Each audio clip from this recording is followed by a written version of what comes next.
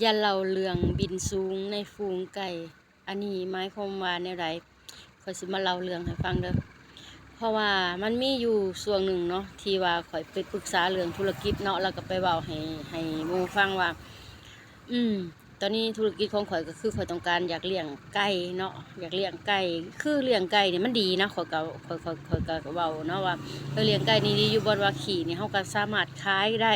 เนื้อมันเฮาก็ขายได้ขนมันเฮาก็ขายได้ขี้มันนี่เฮาอยากขายแบบขึ้นห้างซุปเปอร์มาร์เก็ตเฮาก็เฮ็ดได้อืม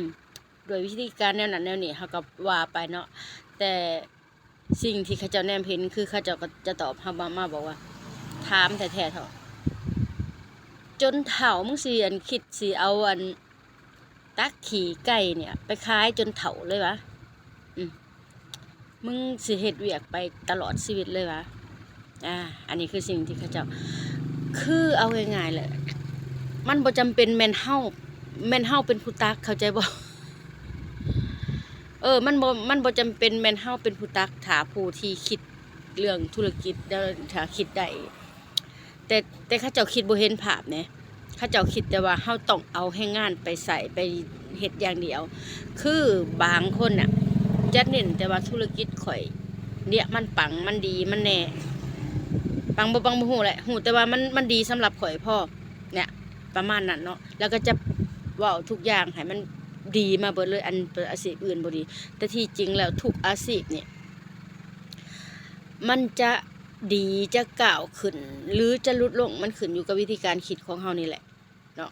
และถามว่าเจ้าบ่พลาดมาหลายคือกันเนาะพี่น้องพลาดมาหลายคือกันแต่เฮาก็ฮู้ว่าเฮาพลาดย้อนหยังนี่แหละคือจุดดีของการที่ให้เฮาลงมือเฮ็ดเพราะว่าหยัง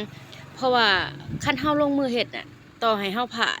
เนาะต่อให้เฮาจมเฮายังฮู้ว่าบทเรียนที่เฮาพลาดเฮาจมน่ะมันคืออีหยังแต่ถ้าสมมุติว่าเฮาบ่ลงมือเฮ็ดเลยน่ะเฮาจะบ่ได้บทเรียนใหม่เฮาจะบ่ได้ความรู้ใหม่และแต่ที่สำคัญที่สุดก็คือถ้าสมมุติว่ามื้อนี้นะเฮาบอกตัวเองว่าข่อยเคยจมแล้วข่อยเคยผ่านแล้วข่อยบ่เฮ็ดหยังเลยชีวิตเจ้าก็อยู่คือเก่าเนาะชีวิตเจ้าก็อยู่คือเก่าบ่มีหยังเปลี่ยนแปลงคือเก่านะ